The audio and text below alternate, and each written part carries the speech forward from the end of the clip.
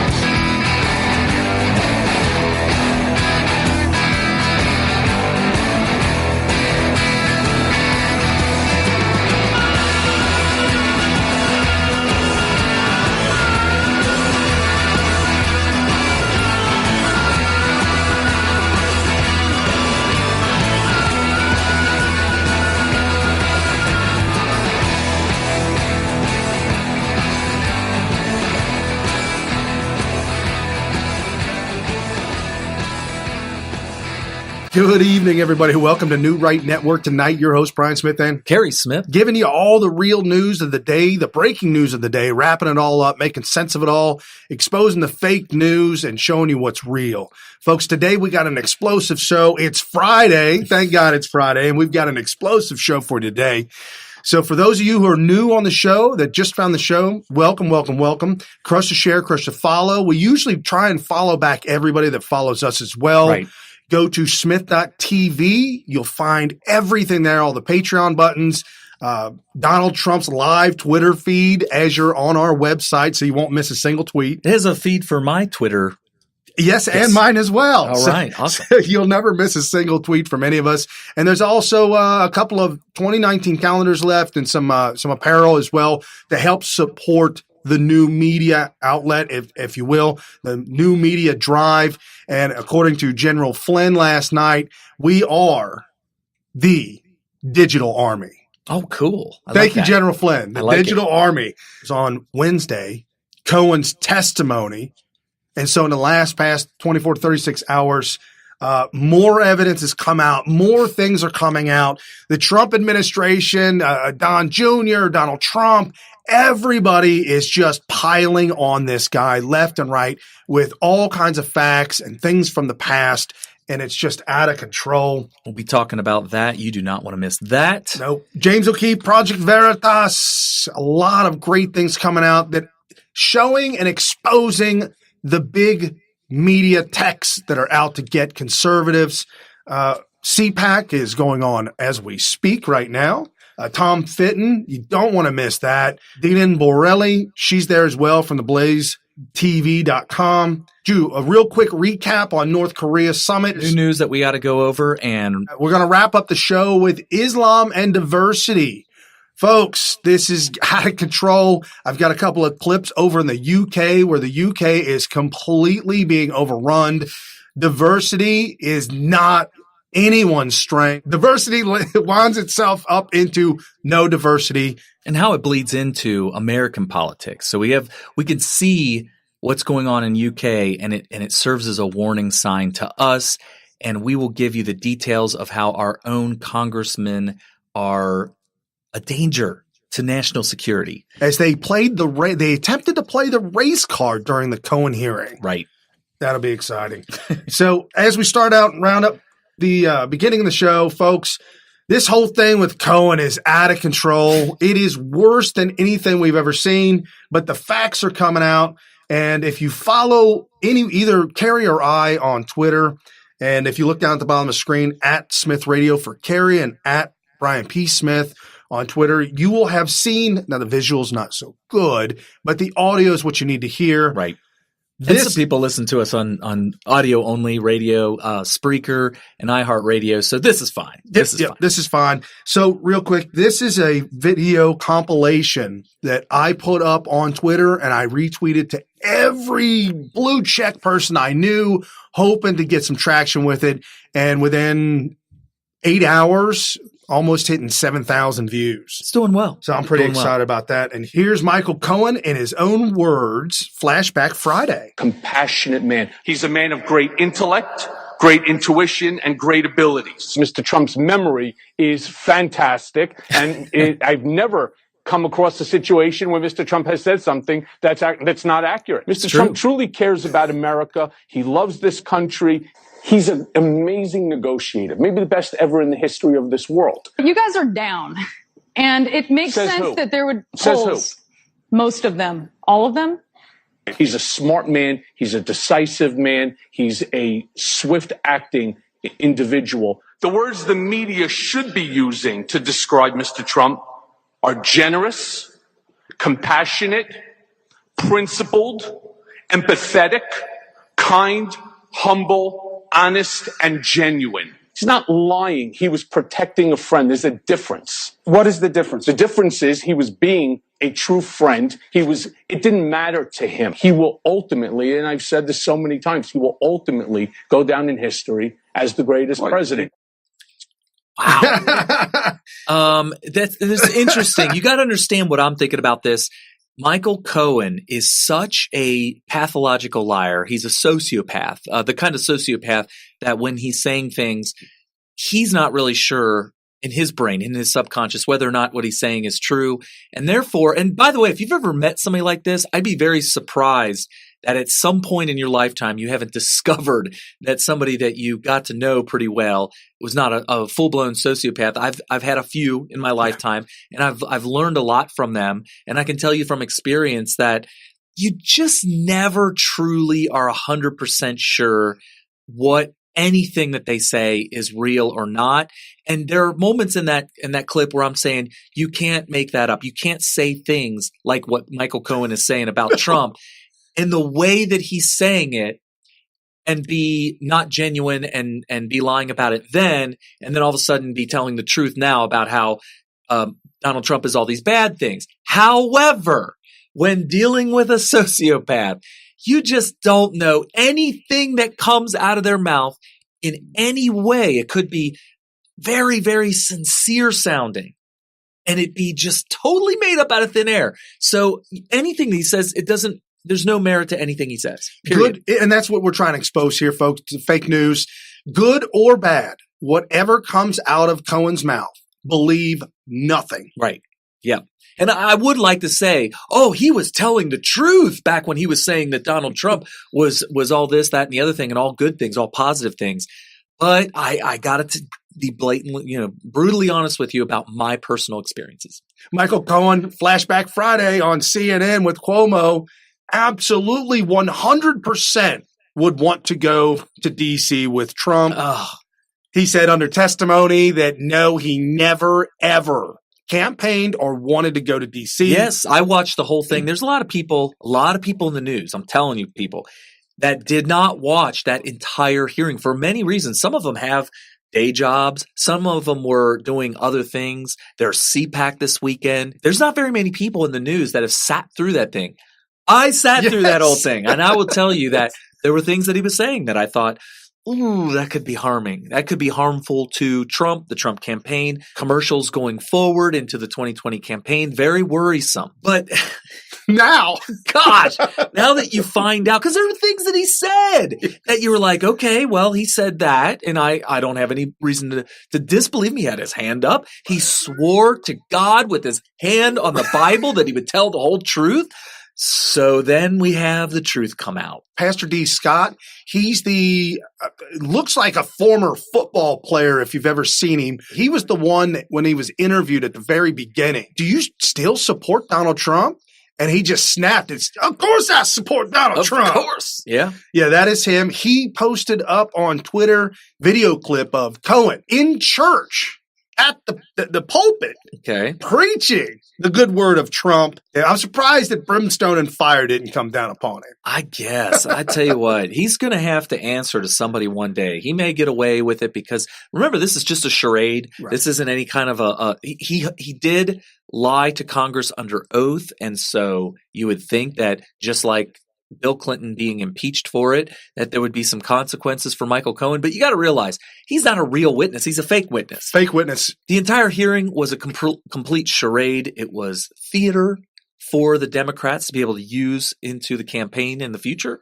And it's very possible that they were just like, I don't want to be wasting Congress's time going after this guy. But like I said, going to answer for his blasphemy. Thanks to Don Jr. and thanks to Twitter, unbeknownst to them, we've got more information coming out. Breaking news from the dailymail.co.uk. Don Jr. retweeted this article out. Michael Cohen pitched book claiming Trump was not a liar. Everything he wanted to say about Trump was positive. Added an executive involved.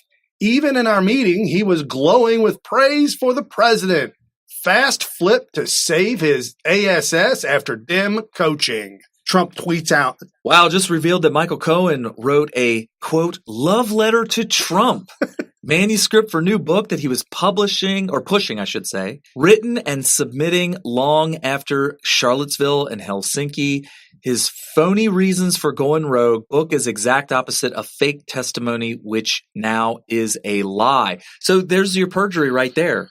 It's ridiculous. I can't even believe he said I do not have a book deal. Yeah. He literally said that. And then he started backtracking a little bit, but not all the way. No. He did not correct that statement. All he did was just say, well, yeah, not that I know of. It's just unbelievable how careless he is. Now, there is the thing of him going to prison, and that's a done deal, right? It's a done deal. So is it possible that he's so stupid to think that, well, now that it's a done deal, that I'm going to get punished, I'm going to spend some time in prison, now I could just go all out? It's kind of like, hey, look, I'm going to prison for murder, so now I could just kill 10 more people. Right. I'm already going. Right. I'm already condemned. Let's just kill 10 more people. Unless Lanny Davis, the Clinton lawyer, convinced Cohen that lying under perjury one time and going to prison for it clears you like double jeopardy for O.J. Simpson. Yeah. Like if O.J. Simpson comes out today and says, yes, I did do it, he can't go to prison for it.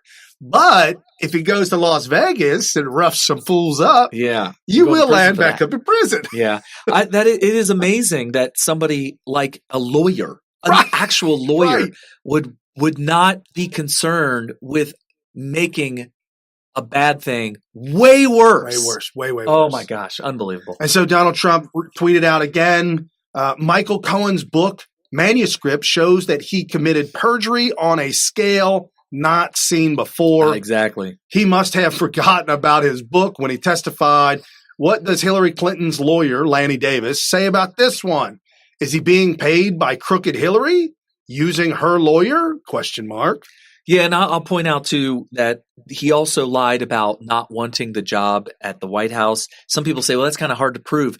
If you get enough people with a lot of credibility that was in the White House, all coming forward, putting their hand on the Bible, swearing to God to tell the truth, saying, yeah, he absolutely wanted that job. And by the way, there's also a clip that shows him on live TV saying how much he wants to work. CNN. Yep. Yeah. He was on with CNN.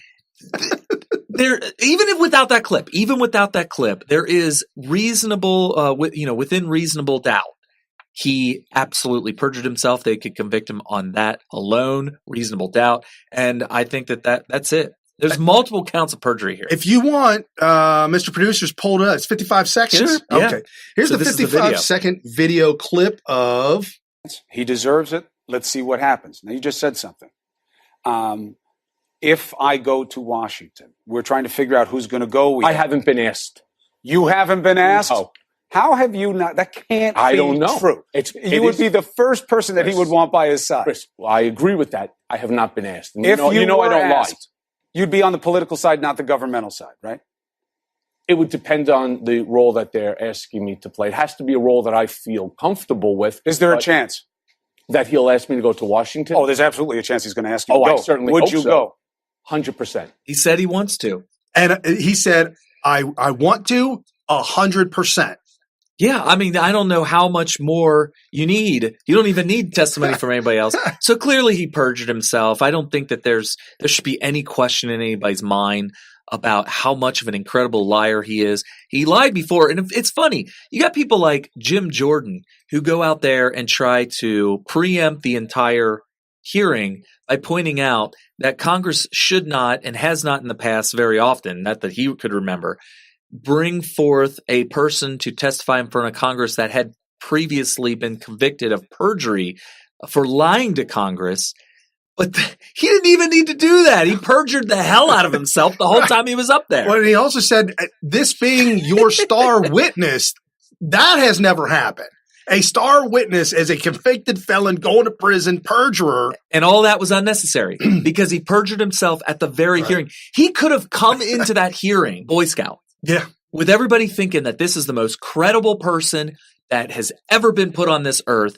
And his testimony at that second hearing discredited himself totally. 100%. Completely. Lindsey Graham tweeted out and Jim Jordan retweeted out about the DOJ and possible perjury charges. And now we have Sarah Palin USA at Sarah Palin USA. She has her own website where she documents news and articles, things like that. And the headline for her article is Breaking: House Republicans Want to Charge Cohen for Lying to Congress. 2 Republicans right now are looking into forwarding and recommending him to the DOJ. For charges for perjury. And that's how it works. And, why wouldn't you do it? It's pretty clear. It'd be a very quick hearing. It's like, okay, here's the evidence. I find you guilty. You're going to tack on another 10 years onto your sentence or whatever. Oh, my goodness. And it just keeps getting worse and worse and worse. Jim Jordan was trending. I don't know if he was trending for 2 days, but he's trending for at least 1 day. And somebody asked me why.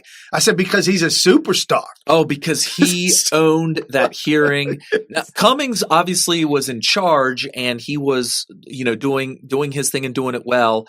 But Jim Jordan just stole the show. Right, absolutely. And this is just a real quick clip, just a little flashback Friday, if you will, real quick clip of Jim Jordan exposing the Democrat Party while questioning Cohen. I got 8 seconds. What did you talk to Mr. Schiff about?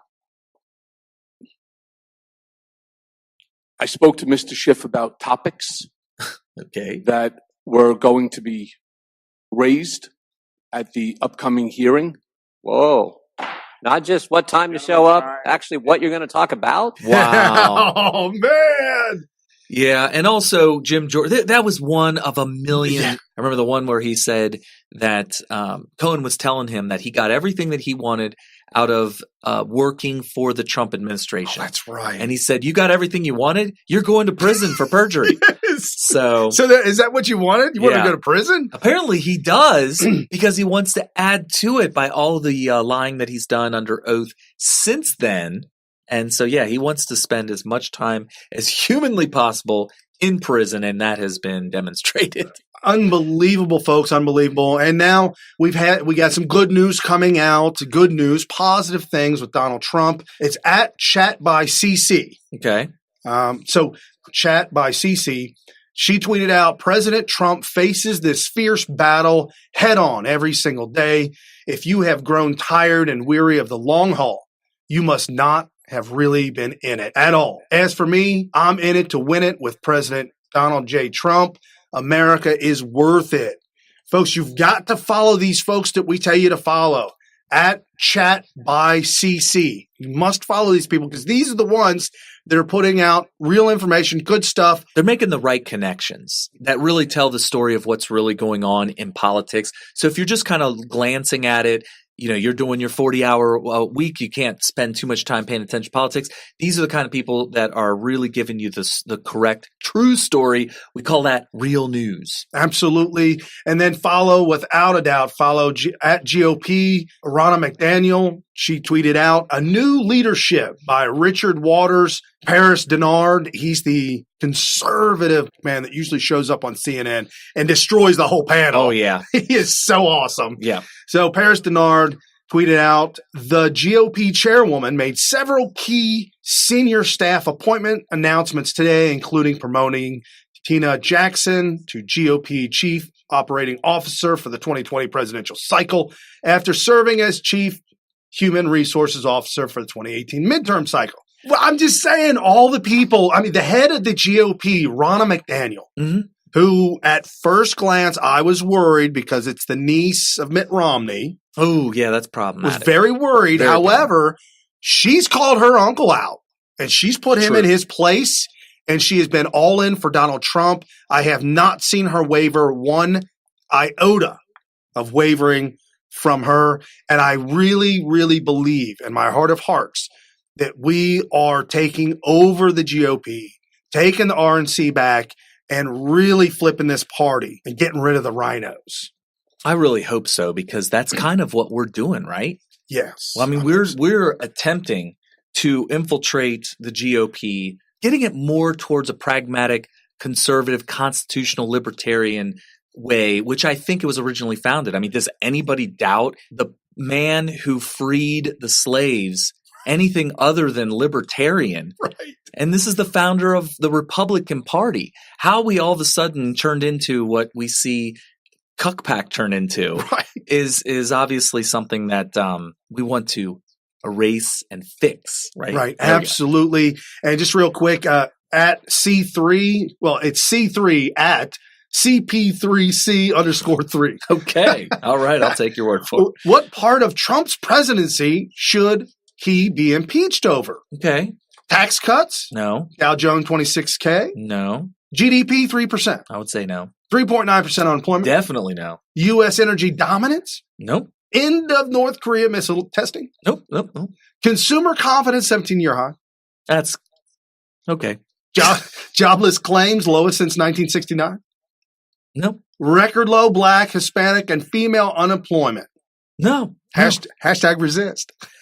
Yeah, what are they resisting here? And what are we impeaching over? Now, they'll probably say, now he colluded with Russia. Even your star witness, Michael Cohen, can't lie well enough to say anything other than there is no evidence of collusion between Trump and Russia. No evidence whatsoever. So there you go. Right. And I don't know if you remember this. I've had this clip on my desktop since I first found it all the way back in February 2018. So a year ago.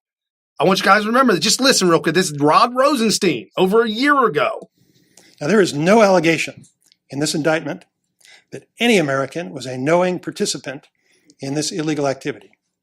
There is no allegation in the indictment that the charged conduct altered the outcome of the 2016 election. Rod Rosenstein says it right there. And so nothing has changed. Nothing has ever changed. I have no idea why people are still falling for this narrative. If you know anybody who is anti-Trump, see if you can get them to give you their opinion on this conspiracy theory of Trump-Russia collusion, and point out that not only does their star witness say that there's no Trump-Russia collusion, but a year ago they already knew this because Rod Rosenstein came forward and stated there's no collusion whatsoever between anybody in the Trump administration and Russia. And if you say, Brian, Kerry, we're not believing Cohen because he's a liar beyond belief. He flips back and forth.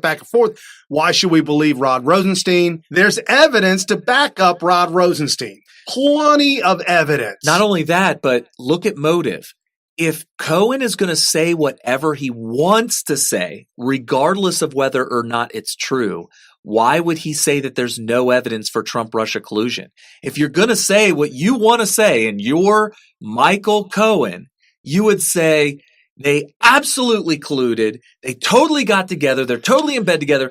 Donald Trump is completely compromised. Every single thing that he does, every decision that he makes is based on the fact that he has to avoid the blackmail, the expose that Putin has on him. This is what they're thinking. Democrats literally think this. They want to impeach Trump because they think that he's not really being a president for the people. He's acting as leader of us under the direction of a man that's blackmailing him from another country. Right, absolutely. And it's not true. Today, Friday, Flashback Friday, hashtag walk away.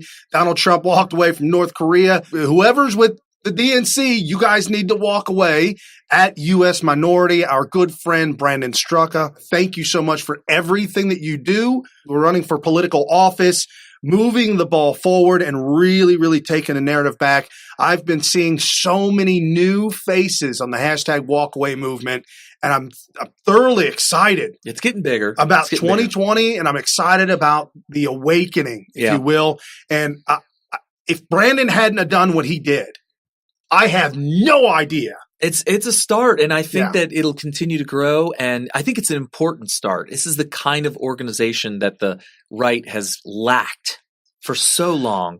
We almost had it at the Tea Party, but people were not experienced enough to hold strong when they were under fire, and now you have people who have come from the Democrat Party, like Brennan Straka and a bunch of others that we're really close friends with, that they know better. Right. They know what the tactics are. Absolutely. And the other thing that we're fighting is censorship by big tech. We talked about that yesterday with Michelle Malkin. Apparently that tweet that she tweeted out was a picture of caricatures of Muhammad. That was from 2015.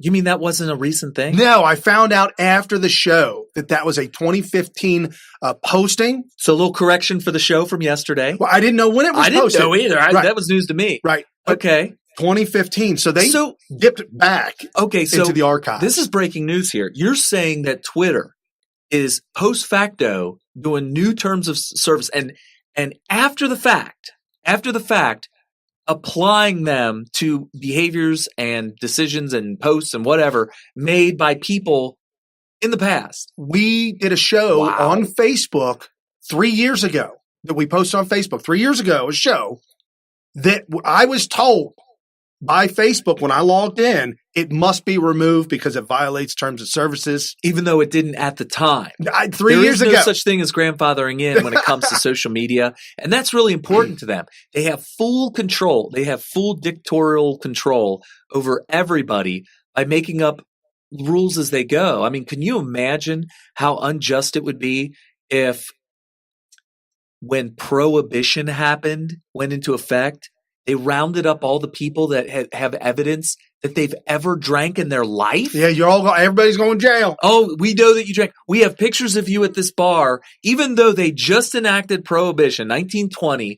That we have pictures of you drinking at a bar in 1917. Therefore, you're going to prison. Going to prison. So Project Veritas, James O'Keefe, a good friend of the show. James has now uncovered some things with Facebook. This Facebook insider contacted us some time ago and provided us with what she says are internal Facebook documents. I saw things going on that I personally found to be troubling. I knew that something had to be done about it. And so I felt that the best thing to do was to inform the public. This is Danny Ben David, a software engineer. In the leaked documents our insider gave us, we came across a back-end view of Mike Cernovich's page. On it, we could see Ben David running an action called Action Deboost Live Distribution. In fact, Ben David wrote the code and may have invented the word deboost. Deboosting is a method of suppressing distribution. This occurs because prompts such as share this video are disabled. Interactive notifications are also disabled. And the live feed boost is removed. Where did you see this appear? On whose pages? I would see it appear on several different conservative pages. Mm-hmm. I first noticed it with an account that I can't remember, but I remember once I started looking at it, I also saw it on Mike Cernovich's page, saw it on Steven Crowder's page, as well as the Daily Caller's page. We spoke to Steven Crowder about this, and he was disappointed but not surprised. He told us that this is not the first time Facebook has targeted him. I came across a document called Coordinated Trolling on Facebook, and it was this troll report where they wanted to address the problem of trolls on the platform and what they could do to combat it. Seiji Yamamoto and Eduardo Arino de la Rubia are the authors of that troll report. It was clearly kind of designed at the aim to be the right-wing meme culture that's become extremely prevalent in the past few years. In Yamamoto's troll presentation deck, he writes that they have a classifier that predicts if a user is a troll. The term troll refers to an internet troublemaker. Listing flagged words such as cuck, normie, It's clear that Facebook is targeting the language of the right. Wait a minute, and using it to IRL? actively suppress their content. Chatelet. IRL means in real life. How is that trolling? Or LULZ? I don't even. There are high school girls who do the lulls all the time. Oh. But I do see trolls saying that too. But that's not. I know some vicious trolls out there. I've been the victim of some trolling. I've done some trolling. Lulz is not trolling at all. No. That's kind of like a subdued form of laughing at something. You wouldn't say lulz at somebody to troll them. That would be like saying something that somebody posted as far as a meme or something like that. It's kind of funny, but not the person that actually it wouldn't be the meme. So I don't know. So this video, great job by James O'Keefe of Project Veritas. For those of you that don't know how this works, algorithms are these little programs, these short little programs that process the information. And the information is you putting posts up, okay? And your posts are your communication to the world or interacting with other conservatives, spreading the message. So as we do this video, somebody would share it. How would you share it? Because you found out about it, right? You find out about our video, you share it, boom, it gets spread. These little algorithms process those actions. And if they say, well, we determined Carrie and Brian to be trolls, we're going to do this action deboost on them. And that is the algorithm that will maybe you won't ever see our video. Or if you do see our video, the way you can interact with it is going to be diminished. And so this is what we're dealing with, folks. And it doesn't matter. Should we go to a different platform where not any of our government's on? Our government's totally on Twitter. I'm not sure so much about Facebook, but Twitter does it at least as bad, if not worse than Twitter. And that's where our entire government is. Right. And they're going to use these algorithms to alter our election. They've been doing that to us on Facebook for years and years and years and years. Also on Twitter for years and years and years. Shadow banning our tweets. I'll have one tweet that goes through the roof, and then I'll have one that's really good article. It'll be up there for days. Not a single like, not a single retweet.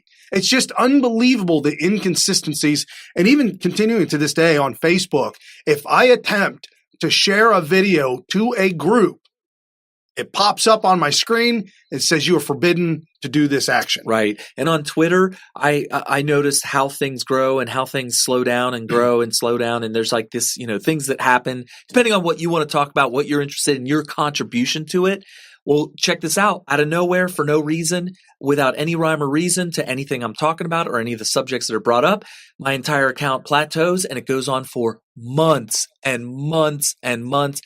This is so blatantly obvious. Right. Hit 16,000 followers in a pretty quick span of time. And then say maybe 6 months to get to 16,000 followers. Yeah. And then from 16 to now I'm almost at 21. It's taken well over a year and a half. I've been stuck at about 24,500 to 25,000 for about a year now. A long time. Totally, completely stopped growth. The first time I noticed it was about 1,000, like just under 1,000. I could not get over that hump of the 4 digits, the 1,000. Right. The second time was between 6,000 and 7,000. It took me many, many, many, many months to just inch over that 7,000. It was, oh my gosh, so much labor was put into trying to get over 7,000. It was clear we were shadow banned. Not only that, but when you gain 150 followers, you're going to lose 75. You gain 500, you're going to lose 250. And now, breaking news last night. Growing. Right. Breaking news last night, there's an app called Crowdfire that you can use, or you could use, to maintain your account, see how many followers are coming in, how many you're losing, maintain your account. Crowdfire has now been blocked by Twitter. So if you use Crowdfire at $9.99 a month, go to your subscription and unsubscribe because they're still taking your money and not providing you a service. Yeah, so that's bad on them. But more importantly, the way that they had banned Crowdfire, I thought was so unprofessional. I feel like Twitter is being run by a bunch of children who have no experience in the real world, business world, no professionalism whatsoever. They didn't attempt to talk to them about making any changes, and they just flat out suspended them after the fact. They told them that they are now in violation of new terms and service, and because you've been doing what we now deem to be illegal, you're out. You're out. Yeah. Instead of going to them and saying, "Hey, we're changing our TOS a little bit here. That will put you guys on the wrong side of the law, our rules. Can you do something? Let's talk about it." Nope. They were just banned for life without any hope of redemption. Right. No, absolutely. And as we talk about us getting together as a group, as a unit, digital army, if you will, CPAC is going on, and we both have mixed feelings on CPAC as it used to be in the past. Maybe it's making a change for the better. I'm sure it is a little. Yeah, I feel like there are speakers now that are pro-Trump, America First, MAGA speakers. Yeah. Like Dina Borelli. She's an incredible woman, a very great speaker. She works for theblaze.com, host of conservativereview.com, Fox News contributor, author of Blacklash. Always been proud of my country. Retweets, endorsements are her own. DinaBorelli.com. Very good, solid woman. It's just incredible to have these great minds, as well as Tom Fitton. Tom Fitton is a huge supporter of the Constitution, a huge supporter of rule of law. He's got great tweets. Definitely check in on him all the time and retweet him whenever I can, because he's got good stuff. So follow both Dina Borelli and Tom Fitton. And you're saying they are making the changes of CPAC. You think they're having an influence? They're not new voices, but they're the right voices that need to be at CPAC, as well as the NRA being at CPAC, continue again and again and again to be there. So maybe it's getting better. The thing is that in the past, it was like these people hated Trump so much that they are going to do whatever they can to undermine him. They welcomed Pence because they were like, man, if only we could have a President Pence. And that's why Trump actually chose him, because he was very liked by the old guard establishment Republicans. But the whole thing was being run from the ground up, from the top down, actually, by total establishment conservatives that hate Trump. But as we've seen with like people that supported Cruz during the campaign, during the primaries, who hated Trump, a lot of those guys have come around because he really is the president that we all told them he would be. And we're thinking that the CPAC people are starting to come around too. So there's like this combination of true Trump supporters taking over and old anti or never Trumpers starting to finally come around. So maybe it's getting better. Very possible. At Tom, Fittion. Forget about Cohen. Obama and Clinton need finally to be questioned about their collusion, their shady little dossier, etc. Targeting real Donald Trump. Great speech, subjectively speaking, at CPAC last year. I will be there tomorrow morning with Devin Nunes and Byron York. Awesome. So that's incredible. With that being said, just a little recap, if you will, on North Korean summit. New news today. Otto Warmbier, the man who died because of being under the custody of North Korea and the way that apparently abused him. North Koreans say that he just had a stroke. Right. Why would a young person in a coma, all kinds of dehydration, malnutrition, this kind of stuff. So obviously mistreated. We're not in dispute of that. We are not disputing that he was mistreated. The parents came out today angry that Trump seemingly forgave Kim Jong-un because and believed him when he said, I never knew that he was being mistreated. I didn't know what was going on. And if I had known, this stuff wouldn't have happened. And what did we say yesterday? We said yesterday that I believe him because we're dealing with somebody very different from his father, who would have been the person who put all of the people that were in charge of the prison system and whatnot in North Korea. These people would be ruthless people. And here's this young 26-year-old. I'm not buying it. How does Kim Jong-un go find Otto Warmbier and say, torture him? Yeah, or even know about it. I'm sorry. I believe him initially, but even if he's sugarcoating that, number one, we're trying to have peace in East Asia there. All right, we're trying to get peace there. If something were to happen to my daughter, I have one child. Obviously, I'd be devastated for life, but I would be searching somewhere, everywhere, up above into the heavens for a way to have the strength to forgive for things that happen on earth. Nobody's perfect. I think it's tough for me to get aside with the parents to put the sole blame on Kim Jong-un, who's just the son of somebody who created a monstrosity of a horrible country.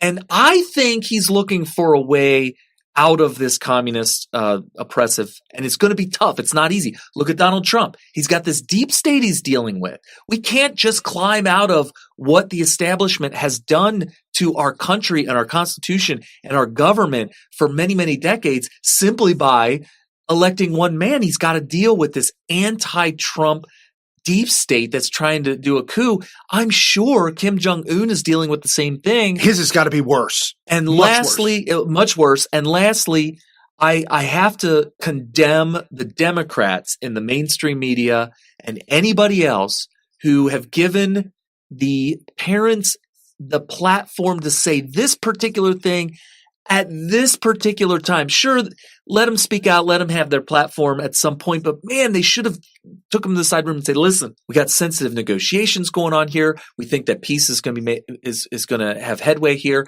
And also, didn't Donald Trump himself tell the parents that I think that your son did not die in vain? I think that the death of your son could be ushering in I promise you the change that we need. Right, absolutely. And I promise you, mainstream media sought out Otto Warmbier's parents. Yeah. And so what do you think? What do you think? Oh, I guarantee you. Yes. I guarantee you. What do you think about him throwing your son under the bus like that and embracing How does that feel? Your son's killer? How does that feel that your son's dead by like that? They probably ran right up to him and said, your son's killer is being praised by Donald Trump. I guarantee you. And so the whole thing is just a tragedy. It is a tragedy. Donald Trump moving forward, Sarah Huckabee Sanders at Press Sec.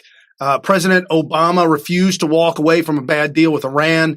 President Donald Trump refuses to make the same mistake with Iran, North Korea, or anybody else. President Trump will always put safety of American people above politics.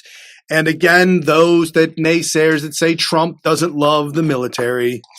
Nobody's believing that. Donald Trump, photo op, if you will, stopped off, said, they're fueling up Air Force One. I'm sitting here with nothing to do. And I'm like, hey, why don't I put on the tie and the suit and get out and hang out with you all? Do some high-fiving. What's going on? Get some selfies, all that kind of stuff. Yeah, sure. Absolutely. So anyways, Donald Trump, very thankful for the service of our men and women. And lastly, probably the biggest topic that's going on right now around the world that has been suppressed and been so sidelined by mainstream media, Islam and diversity. Okay. So Islam claims to be the party of peace, and the Democrats scream, we need more diversity. Okay. More diversity in any country has brought more violence, cultural clashes back and forth. It's kind of an overall unhappiness, I think. And we're not segregationist. It's just that you should be at peace with letting people do what they want to do. I think one of the things in our Declaration of Independence is that we have the right to pursue happiness. And it's not bigoted to say that, I think you're a racist for being more happy with people of your own culture at all times. I mean, that's really what it boils down to. And of course, the racists in the Democrat Party, which is basically most of them, think that the lack of diversity means that you don't want to be around people with a different skin tone. That's not it. I mean, I don't like hanging around with Democrats who have the exact same skin color. The exact same skin color. So it's a cultural thing. People like to be around people that they can relate with. What did the American government do during the early 1900s for about 60 years as far as immigration and diversity? Yeah, as far as I've heard, it's been shut down for like 60 years. Nobody even knew. Right, in order for assimilation. Right. So that other cultures coming to America can assimilate. Right. And so the Democrats take that out of control. When the Democrats want to do forced diversity, forced integration, and what is that? That's coercion. That is tyranny. It is oppression. It's forcing people to do things for no reason other than to bother them. If I wanted to hang out with certain people that are a certain way, that just happen to all or mostly be of, let's say, a certain skin color, that does not mean that if I go to a different culture or a different skin color person or something like that, that all of a sudden I hate that person. I wish they were dead. I want to genocide them. No, none of that. None of that at all. And I also condemn, if you want to flip it to the other side, because I'm sure there'll be people that want to do this, I highly condemned forced segregation, Absolutely. Which would be what the white nationalists want. The white nationalists want a nation that's set aside specifically for exclusively for white people. We highly, highly condemn that as well. Any kind of government forcing of free individuals to do anything, we are highly against. 100%. And at Ariel Saavedra, anti-Semitic Representative Ilhan Omar, Democrat, Minnesota, pushes a conspiracy theory about her Jewish colleagues, says they have designed a plan to accuse her of being anti-Semitic to end the debate on Israel. I think I see what she did there, and I gotta give her props for being creative. But there's a difference between just saying that you're anti-Semitic and concluding that somebody may actually be anti-Semitic based on the facts that are presented to them. And I don't think she's made that. She has not made that case yet. No, and her tweets in the past have been so brutal. Yeah. Even the tweet that she tweeted out after the 9/11 in Benghazi, tweeting out with it very couple days later, Allahu Akbar, hashtag happy days of sorts. What? So if you're praising Islamic terror or you're supporting it or you're whatever, that's obviously going to be taken very adversarial by anybody who is Jewish. Right. Period. 100%. So they're not just killing Christians, they're killing Jews. And I would argue, I think that history will show that there is more of a design by Islamic extremists or terrorists or whatever you want to call them to eliminate Jews in Israel than Christians around the world. So yes, it's something that she needs to be a little bit more cognizant of. And that's not the only example. There are plenty of examples of her saying things that would lead one to question whether she's not just flat out anti-Semitic, not just questioning whether or not we should be supporting Israel or not. Right. Which I'm okay with. If you want to question support of Israel, let's have that debate. But be careful about not wanting to support Israel because there's Jews there. Right. That is absolutely the wrong idea. Yeah. And at Amy Meck, M-E-K, a great one to follow. She's got a lot of great tweets. She's on Donald Trump's radar for sure. And she tweeted out, Democrat Party darlings, Representative Ilhan Omar and Representative Rashida are now claiming their Jewish colleagues are fabricating anti-Semitic accusations to end the debate on Israel. Yet both of these women and Hamas-linked CARE claim any criticisms of them is Islamophobic. So Amy Meck there, great person to follow. I highly recommend it.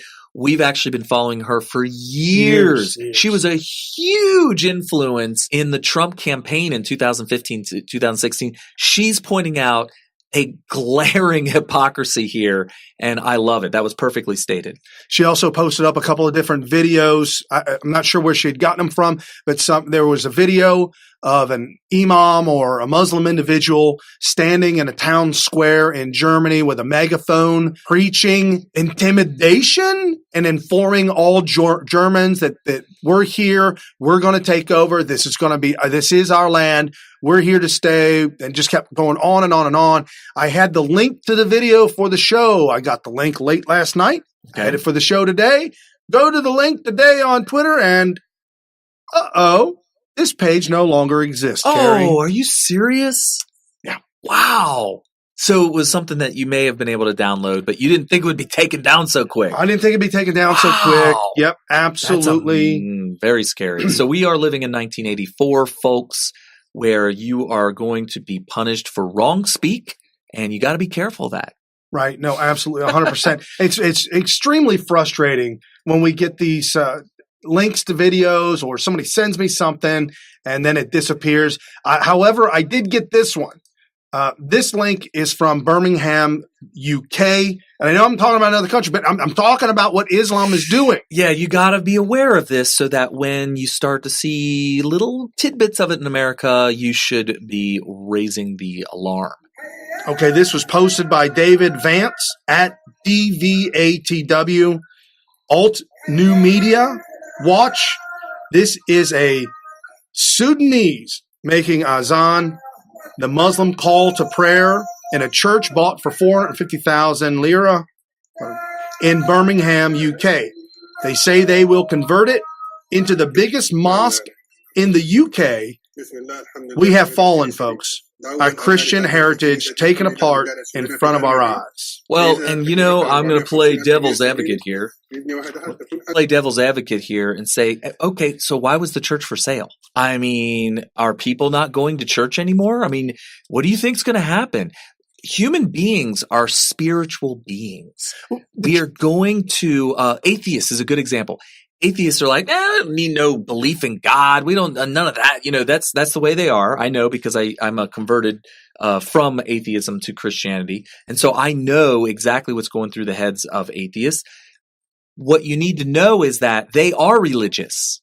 All right, atheists are religious. They just don't realize it. They don't understand what they're feeling when they believe things that are totally unsubstantiated, like some of the crazy stuff that you see in science books that are absolutely made up, not substantiated, could be pushing an agenda of leftism, Marxism, whatever.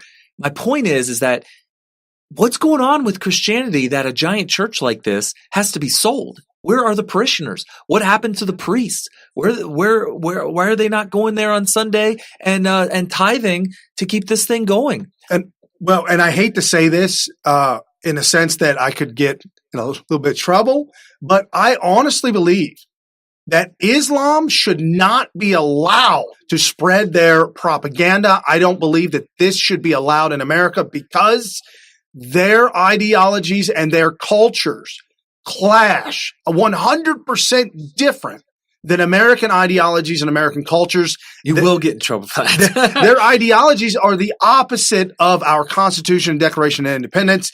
They have been shot down in big time courts, like in Dearborn, Michigan, where the local courts started using Sharia law in court to cite what a man did is okay. Yeah. And that's risen through the courts, and other judges have had to rule that out. Sharia judges is scary. Now, if you have an entire city council, whatever, taken over by, let's say, nothing but Muslims who are like fundamentalists, they go strictly by the book. They're going to implement all kinds of Sharia law.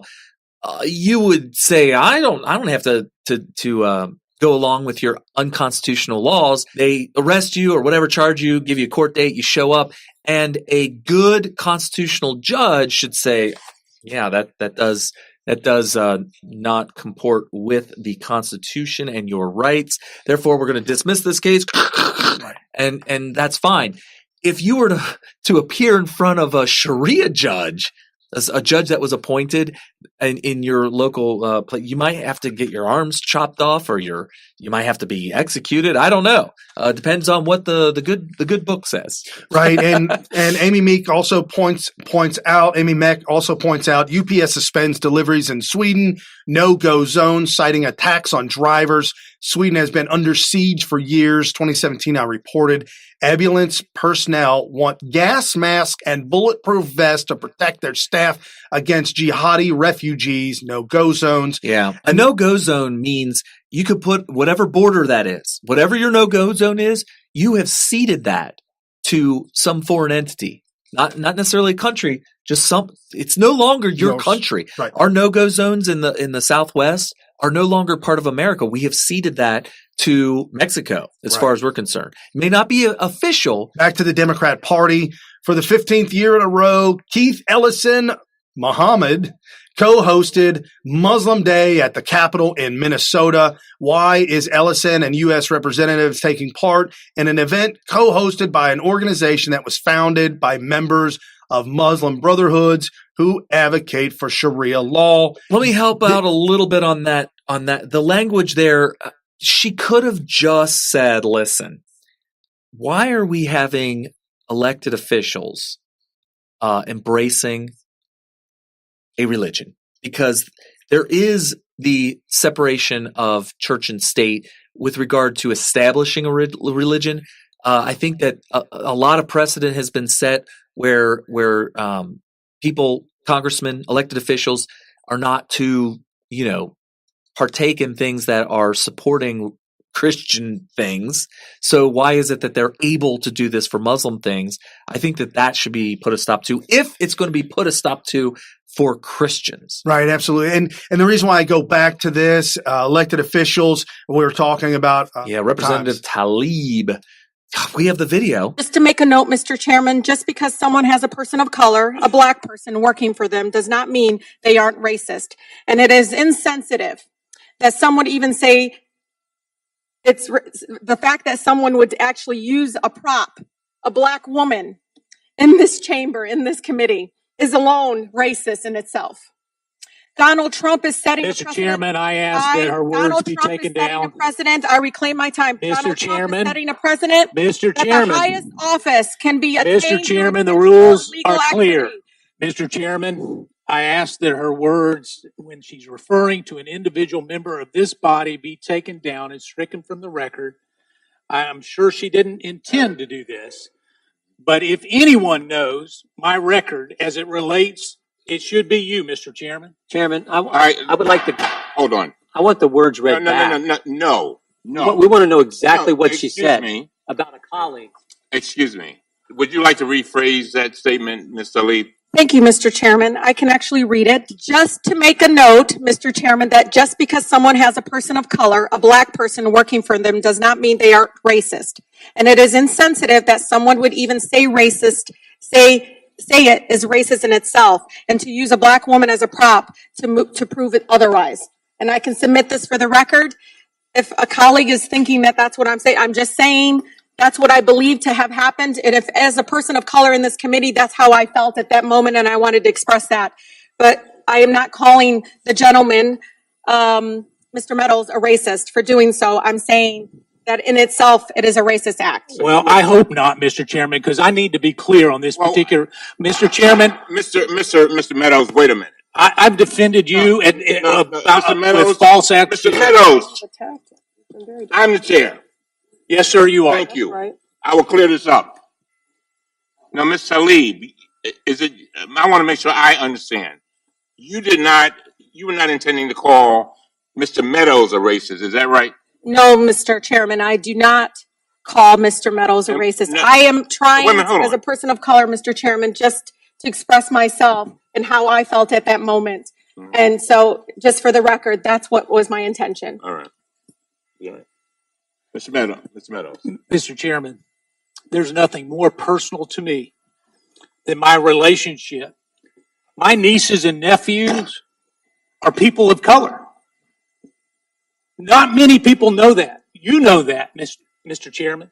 And to indicate that I asked someone who is a personal friend of the Trump family, who has worked for him, who knows this particular individual, that she's coming in to be a prop, it's racist to suggest that I asked her to come in here for that reason. Mr. President, the president's own person. She's a family member. She loves this family. She came in because she felt like the president of the United States was getting falsely accused. And Mr. Chairman, you and I have a personal relationship that's not based on color. And to even go down this direction is wrong, Mr. Chairman. First of all, I want to thank the gentleman for what you have stated. If there's anyone who is sensitive with regard to race, it's me. Son of former sharecroppers that were basically slaves. So I get it. I listened very carefully to Ms. Tlaib, and I think, and I'm not going to put words in her mouth, but I think she said that she was not calling you a racist. And I thought that we could clarify that. Because you, Mr. Meadows, you know, And of all the people on this committee, I've said it and got in trouble for it, that you're one of my best friends. I know that shocks a lot of people. And likewise, Mr. Chairman. But you are. And I could see and feel your pain. I feel it. And so, and I don't think Ms. Salib intended to cause you that kind of pain and that kind of frustration. Did you have a statement, Ms. Salib? I'm going to yield to you. No, thank you, Mr. Chairman, and to my colleague, Mr. Meadows, that was not my intention, and I do apologize if that's what it sounded like, but I said someone in general. And as everybody knows in this chamber, I'm pretty direct. So if I wanted to say that, I would have, but that's not what I said. And thank you, Mr. Chairman, for allowing me to clarify. But again, I said someone. And again, I was not referring to you at all as a racist. Well, I thank the gentlewoman for her comments. I thank the chairman for working to clarify this. And I appreciate the chairman's intervention. All right. So Mark Meadows. Wow. Accused of racism on the House floor. This is a stunning moment in American history. I do believe it's going to go down as something that I hope if justice is to prevail, if the Constitution is to prevail, this is going to go down as a major historic event. Do you remember the Red Scare? There was actually two of them. I didn't know that until I was doing research a couple of years ago. There were actually two Red Scares. The Red Scare that we know of as McCarthyism was actually the Red Scare 2. So the second Red Scare. The first one was right when the Russian Revolution happened. Oh, right after World War I. In 1917, when they had when it became the Soviet Union. Right, they installed Stalin. There was Lenin. Lenin. Sorry. When Lenin became the first premier of the Soviet Union and that all happened, there was fear in America that communism was coming their way. So there was a Red Scare. Second Red Scare was McCarthyism. And there's people out there, I think Vox is one of them, that are saying, oh, well, what you don't know is that McCarthyism was all fake. There were no communists to see here. Nothing to see here, folks. None today either. Nothing. There's no communists anywhere. That's a lie. McCarthyism was mostly true, except he just went too far, and it got to the point where he said, have you no decency? I feel that these accusations against Mark Meadows on the House floor is our have you no decency moment. I really hope so. I hope we start to see this ball rolling where false accusations of racism is the new McCarthyism. Calling white people racist simply because they don't toe the Democrat line is the new McCarthyism. And I would like to coin that. You can thank me for coining this. Instead of the Red Scare, we call it the White Scare, for fear of white people doing whatever violence that they think white people are going to do on behalf of conservatism, KKK, Nazi, whatever they accuse us of. It's all fake. And finally, Mark Meadows has this have you no decency moment. And so much credit to Elijah Cummings, as you saw in that video, for coming to his aid because he is a close personal friend of his. And that's why I think maybe it's a good thing to have friendships with Democrats, especially within Congress and all that, so that you have somebody coming to your aid when you have some freshman, disgusting, vile creature reading off a pre-written script. Who obviously should have had it vetted before she read it in front of Congress, which will go in the history books. When you state things on the House floor, the transcript is a part of American history forever. For here, 1,000 years from now, people will probably go to Library Congress and start to look at old stuff, and we'll see that Mark Meadows, Congressman Mark Meadows, was accused of racism. That's why he was so emotional, because this is a lie leveled at him that years, decades, centuries from now, people could look back at him and ostracize his legacy. Right, absolutely. And just to kind of put the nail in the coffin on Democrats being socialist, this is a tweet that I just ran across. It was just at random, ran across this tweet by Olivia Cabide Smyth, who claims she's a recovered Ohioan. Okay, what? Where does she live now? Because she's a Portland Democrat Socialist of America. She's the DSA chapter co-chair. I wanted to set the record straight for a minute, Carrie. Okay, set the record straight, yeah. Mrs. Olivia. Yeah, she wants to set it straight for all of us. Communism is good. What? Communism is good. Okay, you know what I do? If you guys are listening, follow me closely on Twitter. Occasionally, I will respond to a tweet like this with simply citation needed. Yes. I probably went too much with it. I got a little. That is pretty funny though. Communism is good. For those that missed it, citation needed. So anyway, that's awesome. I went at it with, thank you for telling us your agenda and not hiding like years past. Hashtag Friday Flash or Friday Reads. So I'm glad they're out in the open. Folks, they're out in the open. It's clear to see that the entire Democrat Party has been 100% hijacked by the communist ideologies, the ones that have been pushing forward for decades and decades. As the Republican Party, the conservative movement veers a sharp right with Donald Trump and the hashtag walk away movement. Again, thank you so much, Brandon. Great friend of the show. Love hanging out with you. It's been an awesome time. Awesome. And I'll tell you what, we have a great show next week. Don't forget to watch every single one. 5 o'clock if you want to catch it live. I've been noticing, Brian, that our numbers shoot off into the evening, which means people are watching us later, and that's great. Watch the replay every single night and share it everywhere. Anything else, Brian? No, I think that's all. You guys have an incredible weekend. Spend it with your friends and your family. Enjoy yourself, and see you guys back here on Monday. See ya.